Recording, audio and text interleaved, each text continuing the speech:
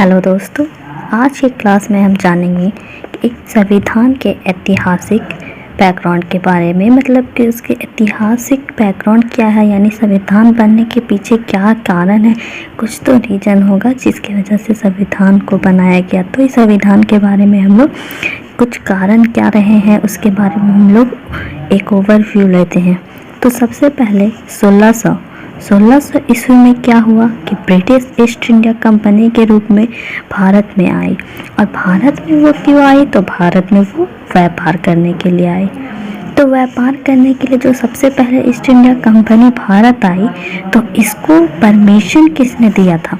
तो इसे परमिशन जो था वो वहाँ की महारानी एलिजाबेथ प्रथम जो थी, वो अपने चार्टर के द्वारा ईस्ट इंडिया कंपनी को अधिकार दी कि वो पूर्व की ओर व्यापार को आकर कर सकते हैं, जिसके कारण वो लोग इंडिया की तरफ यानी कि भारत की ओर आए। तो कब आए? 1600 में आए।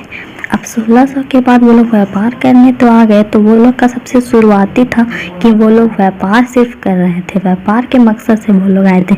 लेकिन धीरे धीरे वो लोग क्या किए, यहाँ की राजनीतिक जो परिवेश था उसमें भी अपना हस्तक्षेप करने लगे। तो 1765 ईस्वी में क्या हुआ? सबसे पहले उन लोगों को बंगाल, बिहार, उड़ीसा, 3 जगह, सबसे पहले कहाँ? तो बंगाल, बिहार और उड़ीसा की दीवानी, जिसमें कि राजस्व और दीवानी न्याय का अधिकार उन लोगों को दिया गया।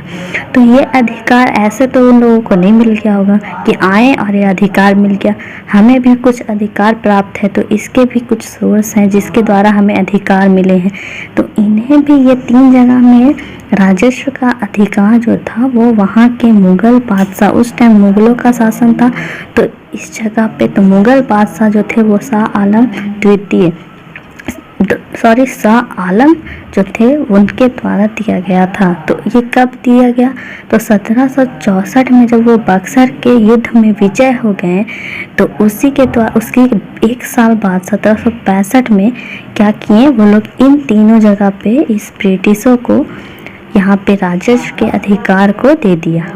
अब भारत में क्या हुआ? भारत में इनकी क्या हुई? इसके बाद क्षेत्रीय शक्ति जो थी वो बढ़ना शुरू हो गई। पहले तो वो लोग व्यापारिक शक्ति बढ़ाए, उसके बाद धीरे धीरे यहाँ से क्या हुआ, क्षेत्रीय शक्ति क्या हुआ, वो बनाना शुरू कर दिए थे। तो अब आता है, अब उसके बाद क्या हुआ, एक 1858 में सिपाही विद्रोह हुआ।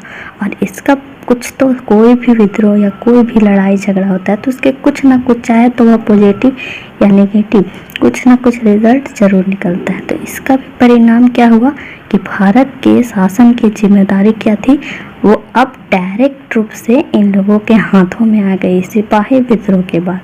पहले तो इनडायरेक्ट वे में चल रही थी, अप्रत्यक्ष रूप में कि राजा का था, राजा के द्वारा दिखा दिया गया था, और उसके बाद ये लोग शासन यहाँ कर रहे थे और जितनी भी राजा शक्तियाँ इनको प्राप्त थी।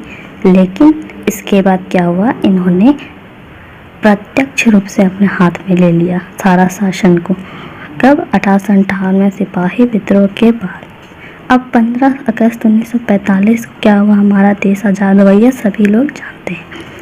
लेकिन यहाँ तक इनका शासन जारी रहा, था और इस टाइम हम लोग आज़ादी को प्राप्त कर लिए। और जिसके बाद से हमारा संविधान की आवश्यकता पड़ी। 1946 में संविधान सभा का गठन हुआ, उसके बाद संविधान को अपनाया गया। ये सारा चीज़ हम लोग डिटेल में संविधान में पढ़ेंगे आगे। और तो सबसे पहले हम लोग इनके बारे में ही जानेंगे कि इनका शासन जारी रहा, तो ये शासन में क्या क्या काम किए, कैसे कैसे क्या क्या हुआ। तो सबसे पहले तो इनके शासन को 2 भाग में बांटा जाता है। एक कंपनी का शासन कहलाता है, एक सम्राट का शासन कहलाता है। कंपनी का शासन मतलब कंपनी के द्वारा शासन किया जा रहा था, लेकिन सम्राट का शासन मतलब पर्टिकुलर लोगों के द्वारा शासन किया जाता था। वो अब एक सामने खुलकर शासन करते थे। एक तो कंपनी के रूप में वो शासन कर ही रहे थे, लेकिन अब फिर क्या वो सम्राट के रूप में शासन करने लगे। तो कंपनी का जो शासन था वो 1773 से 1858 तक को कंपनी का शासन बोला गया। और 1858 से 1947 जो था उसमें सम्राट का शासन बोला गया। और 1773 हम लोग के लिए हमने शुरू में देखा कि 1600 में क्या हुआ, ये लोग आए और 1765 में ये लोग को राजस्व का अधिकार मिला। तो उसके बाद से हम लोग 1773 में देखेंगे इसके बीच में क्या क्या ये लोग के साथ हुआ, क्या क्या ये लोग किए हमारे साथ, हमारे देश में क्या क्या इनकी क्षेत्रीय अधिकार कैसे प्राप्त किए, क्या क्या ये लोगों कानून बनाए, ये सारी चीज़ को हम लोग देखेंगे। तो हम लोग आज थोड़ा इसके बारे में बस कुछ लाइन जान लेते हैं। तो सबसे पहले तो हम लोग कंपनी का शासन देखेंगे 1773 से लेकर 1858 तक। तो इसमें क्या हुआ था, इसमें बहुत सारी घटनाएं हुई, इसके बारे में हम लोग एक एक करके पढ़ेंगे। जैसे कि 1773 का रेगुलेटिंग एक्ट, 1771 का संशोधन अधिनियम, 1786 का अधिनियम, 1793 का चार्टर कानून, 1813 का चार्टर कानून, 1784 का पिट्स इंडिया एक्ट, 1833 का चार्टर, 1853 का चार्टर अधिनियम। ये सारी चीज़ों को हम लोग एक एक करके हम लोग अगले नेक्स्ट क्लास में हम लोग पढ़ेंगे। आज के लिए बस इतना ही। Thank you.